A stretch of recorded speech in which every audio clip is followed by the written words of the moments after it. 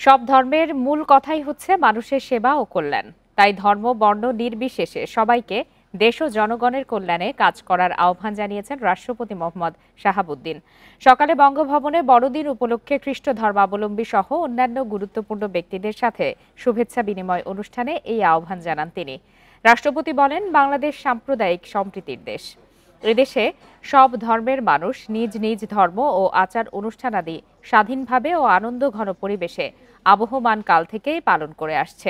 একটি বৈষম্য ও দুর্নীতিমুক্ত এবং ন্যায় ভিত্তিক রাষ্ট্র প্রতিষ্ঠায় সাম্প্রদায়িক সম্প্রীতির বন্ধনকে আরও দৃঢ় করতে হবে।